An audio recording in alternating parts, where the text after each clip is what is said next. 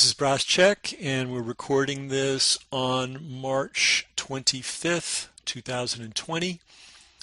This is actually our third time trying to record this. We've had surprising technical difficulties, but I think we finally will get it this time.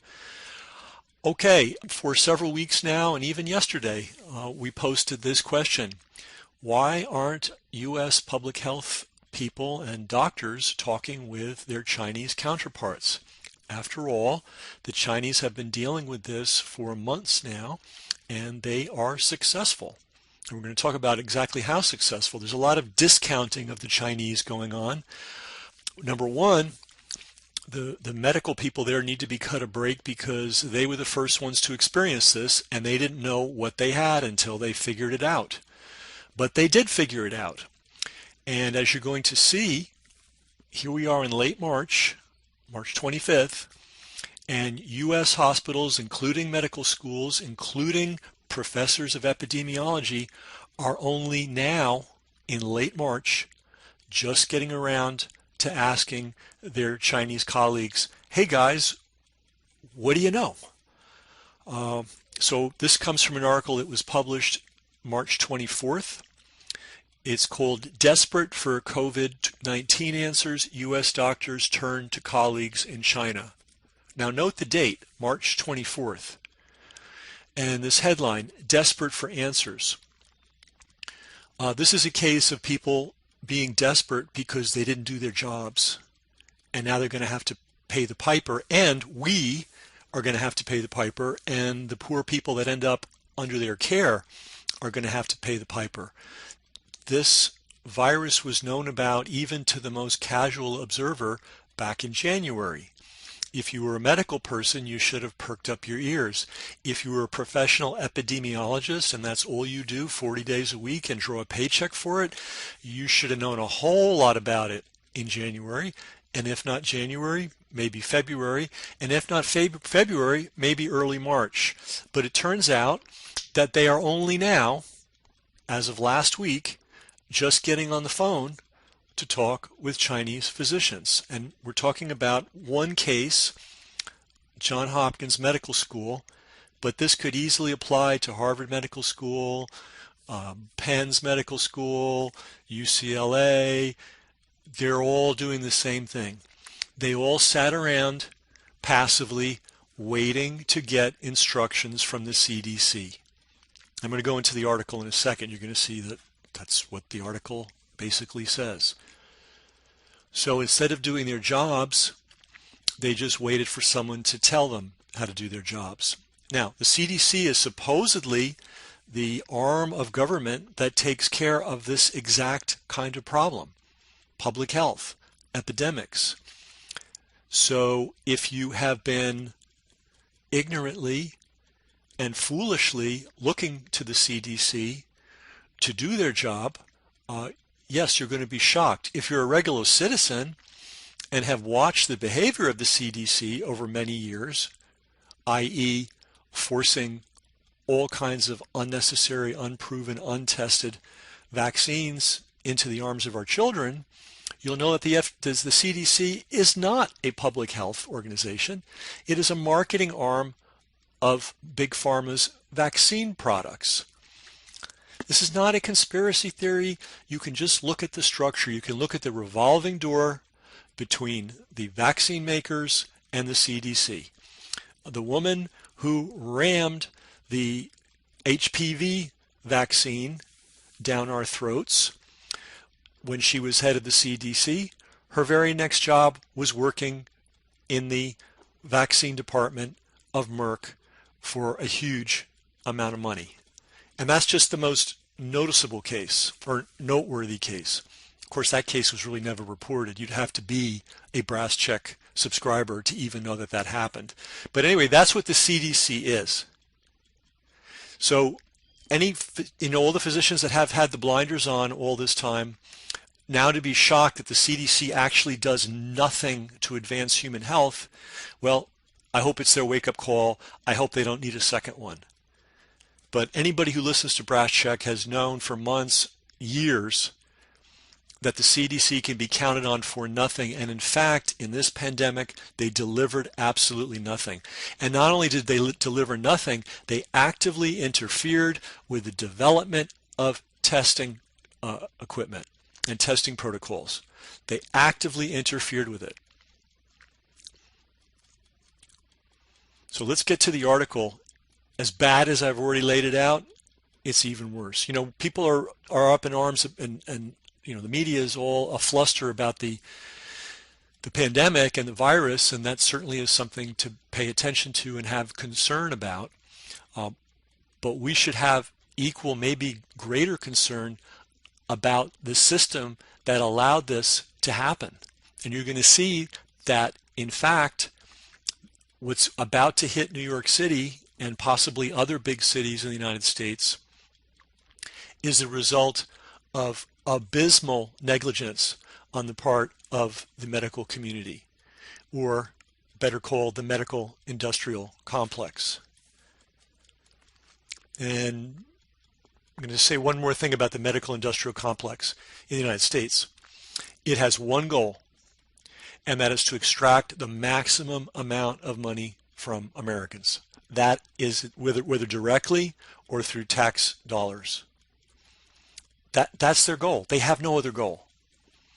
And you can prove that to yourself by doing a little research into the number of cases where a more effective, less expensive, safer, but unpatentable means of treating a disease has been locked out of the U.S. hospital system. It has not happened once. It has not happened twice. It has happened so many times we could be on here all day talking about each case in detail.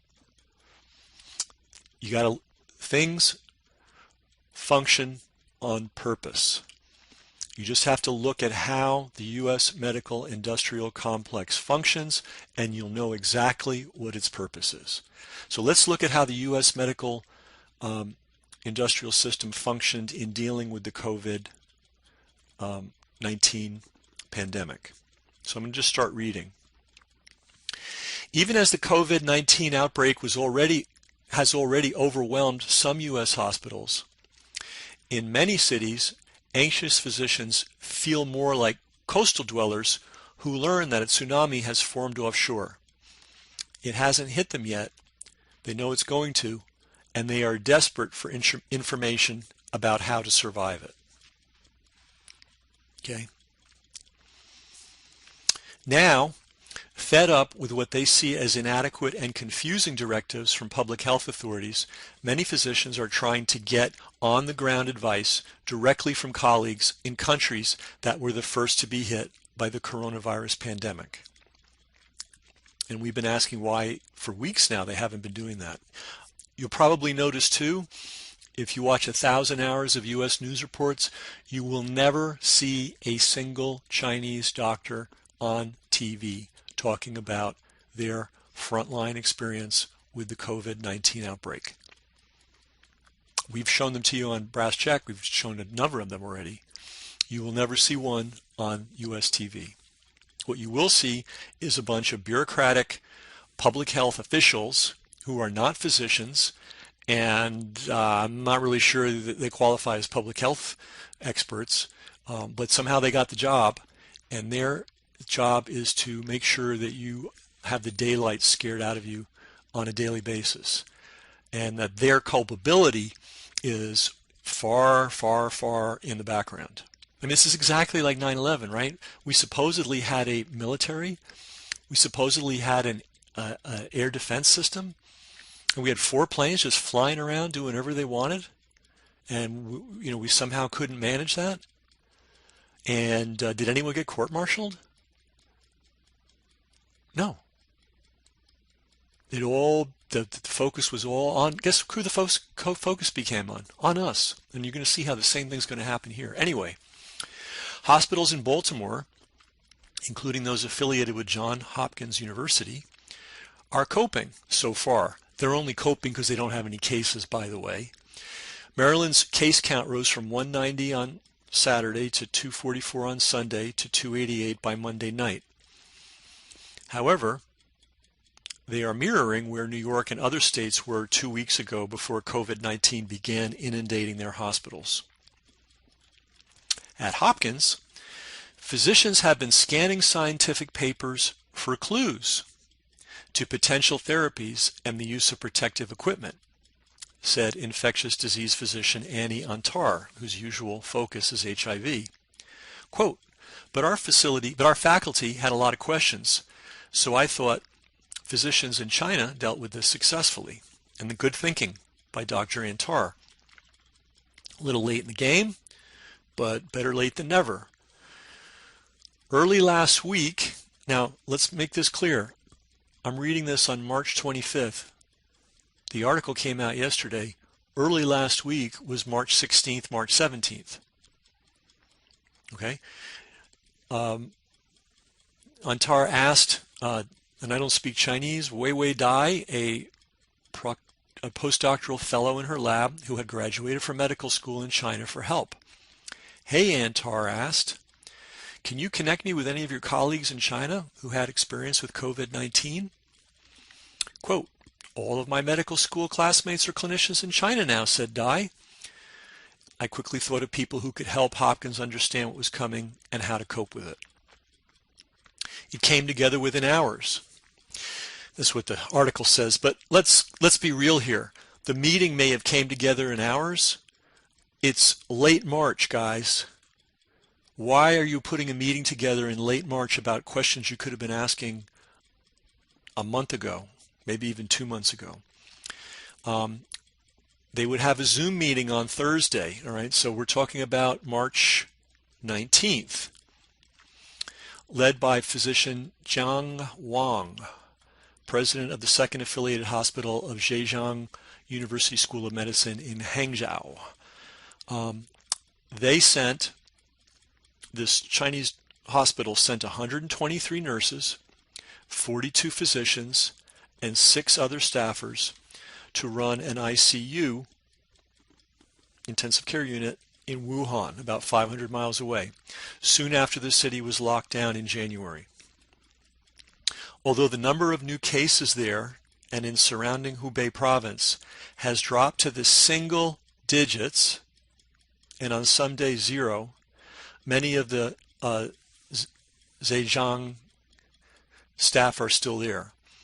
So this is something that's not being reported, or if it is reported here in the United States, it's reported scoffingly. Oh, well, the Chinese, can you even trust their numbers? You know what? I think you can trust Chinese doctors. And they're saying our new cases are a dribble now. All right? So let's go on.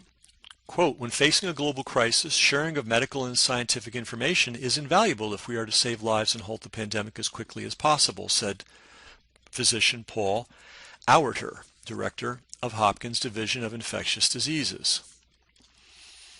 A U.S. physician not involved in the Hopkins effort said that more and more of her colleagues are reaching out to those on the front lines in China, South Korea, and Italy for advice, especially as their doubts about guidance from U.S. authorities grow.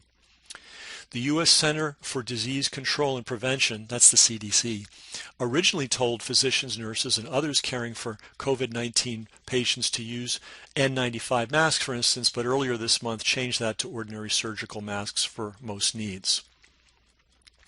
Missouri nurse Rainey Senroll said many U.S. healthcare workers who answered a STAT survey about their COVID experience.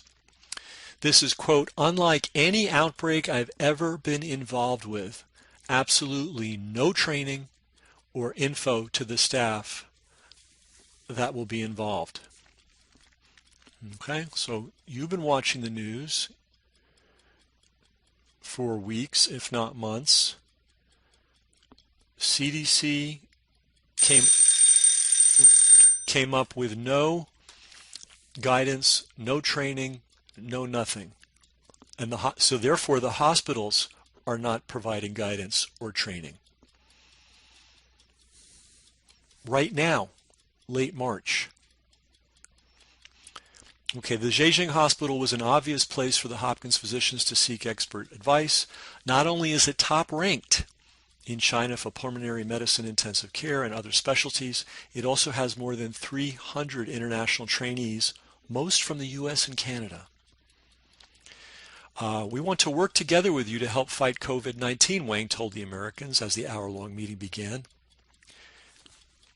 The first question, if you were in our position at the very beginning of the outbreak, what are the most important things to know? Again, this question is being asked March 19th, last week. The Zhejiang contingent took over one makeshift ICU in Wuhan on February 14th, plus one ward for COVID-19 patients in an existing hospital. Now here's their numbers. They had 72 ICU patients, 55% older than 65. Yet only 9 of the ICU patients died. So they had 72 in their care, they lost only 9.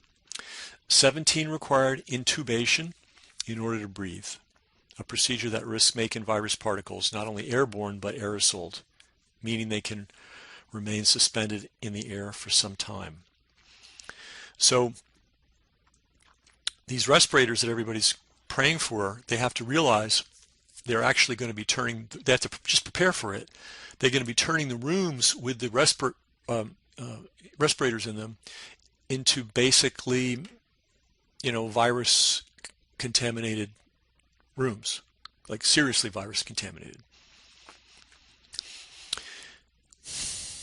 The Hopkins doctors are keen. Now, a U.S. doctor is prepared for that? We're going to find out as we go on in this. The Hopkins doctors were keen to hear about their counterparts, how their counterparts cured 35 intensive care patients completely and brought the status of another 28 to only mild disease. With no surefire COVID-19 therapy and a blizzard of conflicting information on what existing drugs might work, Antar said, quote, one of our main questions was about their experience with off-label use, repurposing existing drugs approved for other illnesses to use in the fight against COVID-19. The experience has involved everything but the kitchen sink, though informed as much as possible by science, and that, by the way, is the nature of this kind of medicine. It's emergency medicine. Several antivirals were experimented with, including HIV drugs. And by the way, I saw an HIV drug ad on TV yesterday. First time I've seen one in a long, long time. And that did not accelerate recovery or reduce mortality. Some immune system regulators, including alpha interferon and some other stuff, showed hints of efficacy in some critical cases. Some patients received the malaria drug, which is being tested by the World Health Organization. But the Zhejiang team did not have rigorous data. See, it's funny, they don't have rigorous data, but they managed to have cured a lot of people. They tried another drug, coquilizumab, a drug that has enough potential that, well, we're not going to give the drug company a plug here. And then there's a rheumatoid arthritis drug that might quell the out-of-control immune reaction that has killed many COVID-19 patients. And then Antar says, all of us want to practice evidence-based medicine, but the timeline for this might not allow us to wait for that. It's hard to respond to something so stupid. Obviously, the timeline's not going to allow you to wait for that. Now, here's where it gets really infuriating. The right equipment helped. The Zhejiang team brought oxygen supply systems, monitors, ultrasounds, ventilators, and protective equipment from Hangzhou. Who should be, now here's how they handled the patients. Who should be hospitalized? The Hopkins physicians asked last week. I'm going to harp on this last week thing. We must never forget that the leading hospitals and medical schools and the people who are charged with public health and dealing with epidemics in this country sat on their hands until just now. to figure out what needs to be done. Suspected cases can be isolated and observed in their homes, as doctors in overwhelmed Italy are also telling U.S. doctors. So if someone just has a suspected case, but there's no real major thing going on, they can go home and isolate. Mild and moderate cases can be treated in mobile units away from other patients. Now here's the tragic line buried in this article. Maybe this will come out to the general public in a month, in a year, in 10 years, in 100 years. I don't know when. Coronavirus spread within hospitals has been disastrous in Italy. Okay? Many people that are getting this disease are getting it in the hospital. They're not telling you that. So we've talked about suspected cases, mild and moderate cases. What about severe and critical cases? Those do get hospitalized. But in China, they hospitalize them in dedicated facilities so they can reduce the spread of COVID-19 from patient to hospital worker to non-COVID-19 patient. So this is what the Chinese have known now for weeks, if not months. And our esteemed physicians at Johns Hopkins are just figuring it out now. Fundamental, basic ABC stuff. And apparently they don't know it in New York. Okay, another practical question. How do we know when a patient can be discharged? Antar and her colleagues asked. Now I'm mentioning Antar's name again a lot, and it's maybe not fair because she is the one that finally woke up and said, let's get on the phone with these folks. So she's, somewhat on the ball. Now she's a specialist in HIV, and it really should have been the epidemiology people and the infectious disease people and the public health people to do this. So it was not her job, as they say, but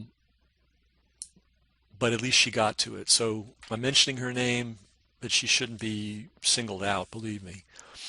So anyway, when do we know we can discharge people? After a normal body temperature lasting 3 days, minimal respiratory symptoms, 2 negative tests for the virus more than 24 hours apart, improvements in lung imaging, and no serious underlying conditions. Okay, once a serious patient has all those factors, you can let them go home.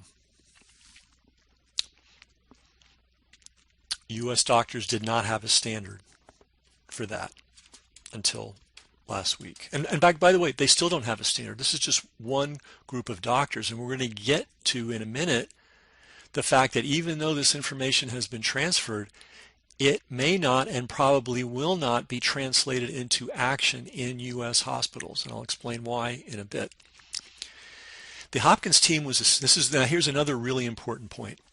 The Hopkins team was impressed with China's scrupulous measures to minimize viral transmission, especially among healthcare workers.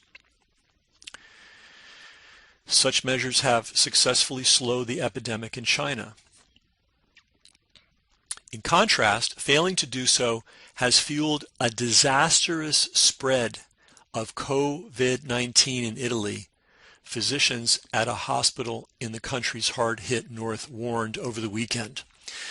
So again, this is buried in a very obscure article in a very obscure medical industry publication.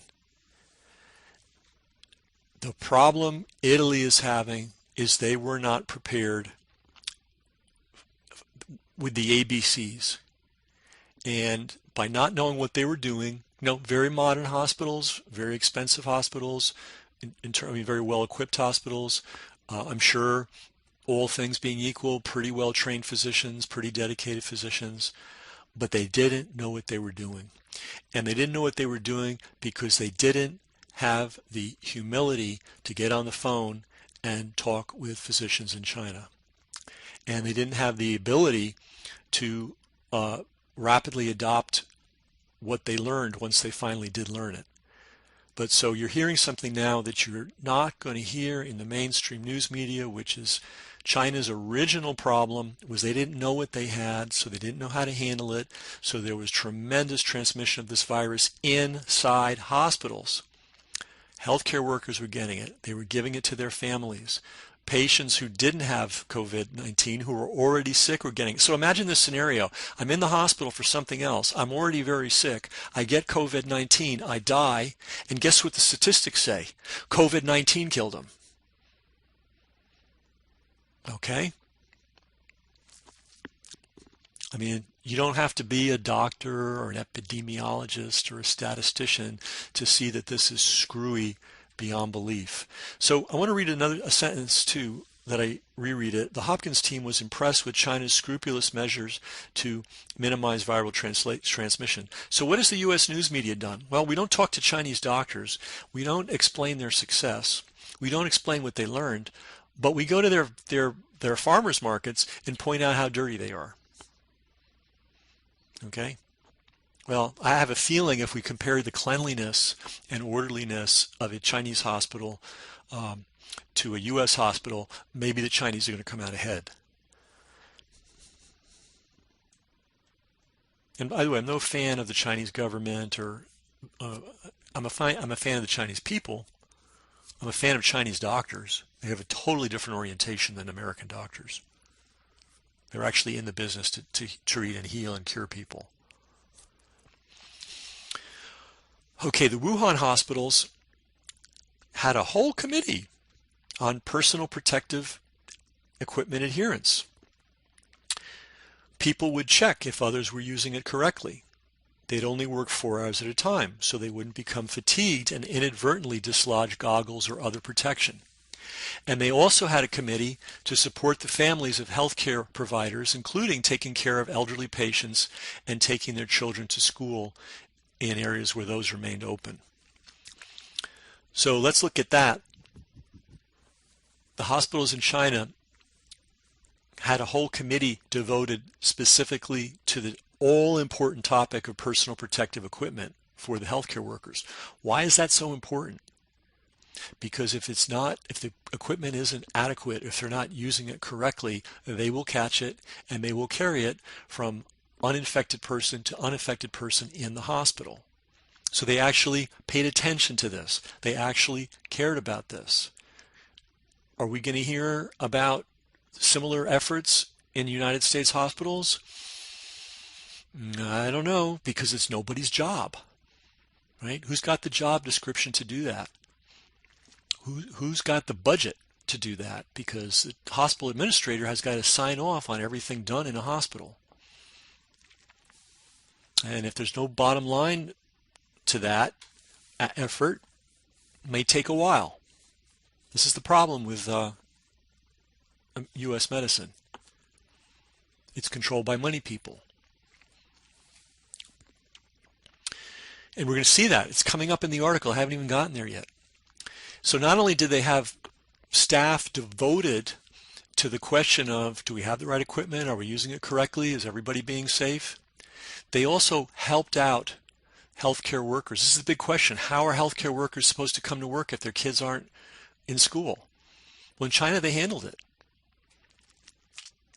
In the U.S., we're going to write a $4 trillion check to the banks. That's how we're going to handle it. We got scammed, by the way. Totally scammed. All that money's going to bankers who needed a bailout anyhow. And instead of there being a riot in the streets when we handed them yet another multiple trillion-dollar bailout, we were all locked in our homes, cowering in fear, because we're being terrorized by sloppy reporting, careless reporting, inaccurate reporting, and we're being guided by a sinisterly incompetent public health arm. Okay. Thousands of healthcare workers in China have become infected, though most of those cases occurred before the stringent personal protective equipment practices kicked in. None of the Beijing contingent was infected. Okay, so this just is a repeat of what I said earlier. They didn't know what they had, therefore they didn't take precautions. Therefore, thousands of healthcare workers got it initially. Do you think some of those healthcare workers spread it to patients? You better believe they did. So we're talking about thousands and thousands of cases in China when things were so bad there, where basically healthcare spread. And we're going to do the same thing here. They did, let me say this. I'm going to guess they did the same thing in Iran, unwittingly. They did the same thing in Italy, a little less excusable because they had a little bit more of a run-up and they haven't been under brutal economic sanctions for the last 20 years. And I pretty much, if I were a betting man, I would bet the U.S. hospitals are not doing anything. Or doing, they don't know what they're doing, and we know that because one of the leading medical schools in the U.S. didn't know what they were doing until a week ago. All right, so thousands of infections in China came through the medical system, and once they figured out how to do it right, you had this whole contingent of physicians and nurses that came in from Zhejiang, and none of them were infected. So clearly the Chinese learned something. Okay, going forward. As a result of the meeting, Hopkins infectious disease staff asked administrators to develop a plan now to set up, manage, and staff isolation units. Antar said, quote, pushing for measures that closely match what was done in China. Okay, so here in the U.S., when there's an emergency, you have to go to a bureaucrat and persuade them to do what needs to be done. So they're asking administrators. That's where we're at now. It's not they jumped into action and are immediately applying the effective methods. No, they've gone to an administrator to ask the administrator, and here's what they're asking the administrator to do. Develop a plan.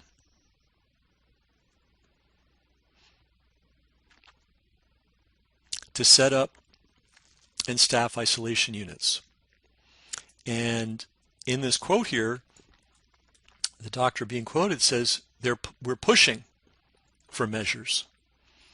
So they've got to push to get the people who control these hospitals to do the most basic thing to prevent a cataclysmic spread of this disease within the hospital. Okay. While the Hopkins team is designing an evidence-based response, their Zhejiang colleagues ended the meeting Thursday by praying for the Americans. And the reason they're praying for the Americans is the Americans don't know what they're doing.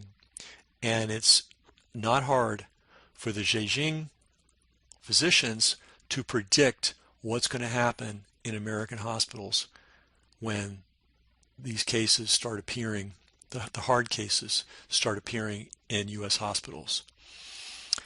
So to recap, this thing started in November, but it really didn't have traction until December, and it didn't really become a news item until January when China went into shutdown mode. We are now recording this March 25th, and we are reporting on a meeting that took place March 19th, in which the leading lights of American medicine finally got around to making a phone call to China and asking the very competent, very capable, very dedicated Chinese physicians, how did you deal with this catastrophe? Chinese doctors have answers. The answers are pretty straightforward. You have to have the right protective equipment. You have to use the protective equipment correctly. You have to have some kind of a supervisory thing going on so people don't get overworked and make mistakes and don't get sloppy.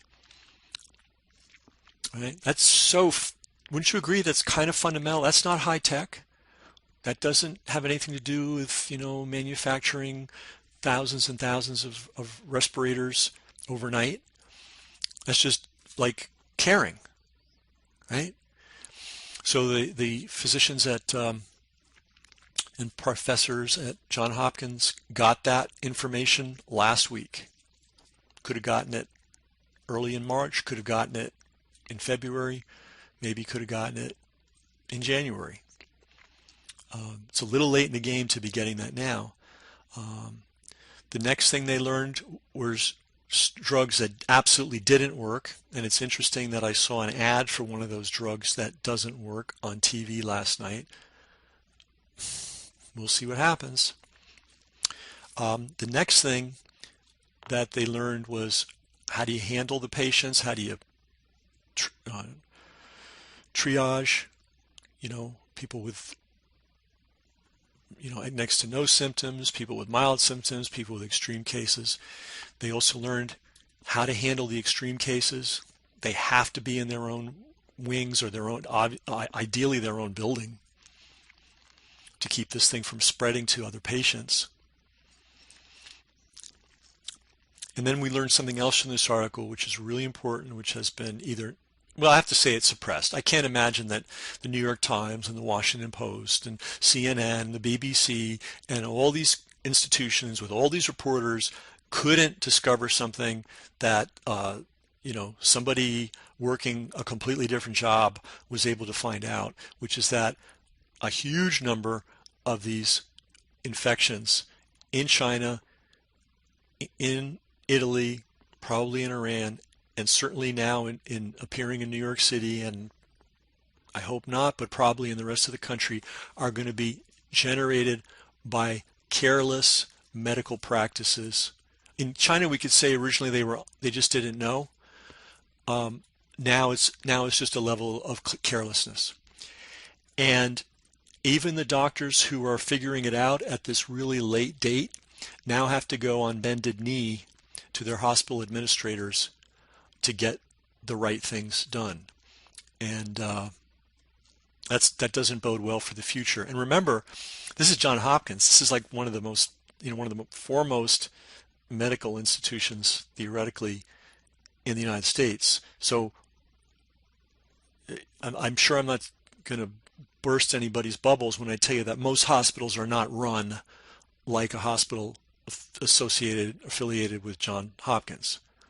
So the odds of those lower level hospitals, which are the vast majority of hospitals in the United States, getting a clue about this is very, very, very low. So you now know something that nobody else knows, including apparently people in the public health world, and including physicians in the United States. Maybe they'll catch on soon. Maybe somebody will write a book about this 20 years ago, about what a catastrophe it was and how it happened. But you now know what's happening and why it happened. So I don't know what to say beyond that. You now have a lot more insight into this catastrophe, and it's going to be a catastrophe for a lot of people and a lot of families. We've already talked about, really why it's occurring. And now who's going to benefit from this? Well, Wall Street's today just benefited fantastically. They just got the dream bailout. And I have friends that work on Wall Street and finance people, and they're appalled, because there are a few free market people left on Wall Street. And they're appalled. They can't believe that this money was given to the big Wall Street New York banks to cover basically gambling losses that they incurred before the pandemic, right? So Wall Street's a beneficiary. Who else is going to be a beneficiary? Well, just like the Pentagon was rewarded after 9/11 and the intelligence community was rewarded after 9/11, the CDC will be rewarded for their gross incompetence. They will get a bigger budget. They will get more power. And I have a feeling one of the powers they're going to get is that after they have screwed this up beyond all comprehension, there will be a law that requires everyone to get mandatory vaccinations when the CDC decrees it. So this organization that couldn't handle a public health crisis and an epidemic, and we see what it took to handle it, they did nothing. This organization that did that will be rewarded with more money and tremendous power over you. And I guarantee nobody responsible for this is going to lose a minute's sleep over it, and they're probably all going to get raises, and they might even get medals of honor. So that's the public health people who are going to benefit. Politicians, not so clear. I'm praying. Chinese doctors are praying for American doctors right now. I'm praying that the American people wake up and realize their politicians are idiots who get their information from watching the TV. And that we have a major political sea change in this country. If not, I guess a lot of these guys are going to be heroes. The media is going to make them into heroes. Hey, you shut down the economy. You're a hero. We killed, 100,000 people because we didn't take proper precautions and didn't do the basic things we needed to do on your watch. But you're the hero because you shut down everybody's business and bankrupted countless tens and hundreds of thousands of Americans. So politicians will probably come out of this okay. And the news media, which kind of responsible for the whole mess. Remember, they have not talked to a single Chinese physician on air since this started. None of them have. They could have. They chose not to. Instead, they chose the pro-hysteria route. And we've talked about that a lot. They try to find the most anomalous case and make that proof that anybody can get this anytime. It's just not true. It's not true. In every case they throw up at you that says, oh, look at this, a family, had a party and 4 of the people died and it makes no sense. It's crazy. Everyone's going to get this. Well, I've said this before, and I'll say it again. I'm sure those are absolutely lovely people, and what happened to their family is tragic. Look at the photograph of the people who died.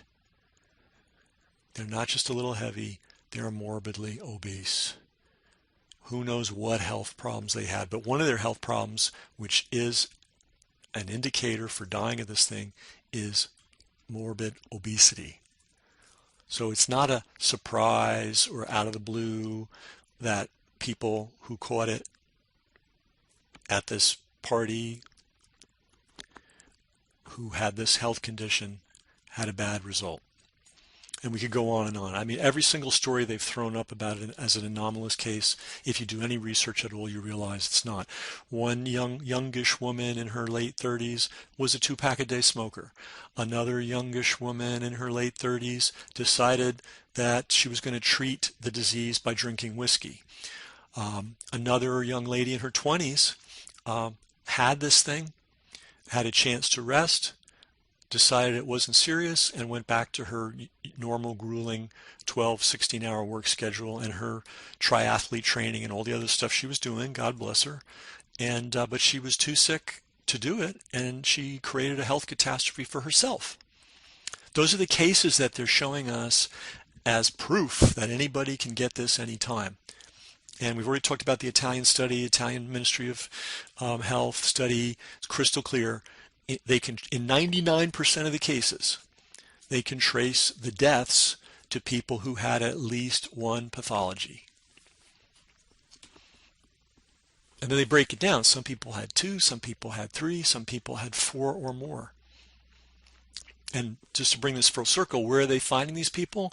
In the hospitals, because that's where a lot of them caught it in the first place. So it's a little scammy to say that they died of COVID-19 when they were already sick and they caught it in a hospital. So there's probably nothing more to say about this, but you now know a lot more than other people about it. And I don't know what we do with this information, just to realize the details of how we're being actively misled by the news media, by politicians, and even by the medical industrial complex itself. They're going to cover their ass. They're going to tell us how heroic they are. They're going to tell us how it was the lack of respirators that caused the problem. They're going to tell us it's people that were outdoors taking a walk on a sunny day in the park who were reckless and didn't shelter in place, who were responsible. And they're not going to point out the fact that they had weeks, if not months, to learn what to do and to prepare, and they chose not to. We've got to keep that in mind at all times. Don't forget, this is their job. Like, this is what they do. This is what they get a paycheck for. They don't have any other things to worry about. They go to work at 9 o'clock and that's it. That's their sole focus. And they're being supported to do this public health work 5 days a week, 12 months a year, big salaries, pensions when they retire, health care benefits, everything fully taken care of. But somehow they had something more important to do the last several weeks, other than getting on the phone with China and debriefing the Chinese physicians there in a detailed way. That's the system we have. So that's Brass Check, and I'll see you next time.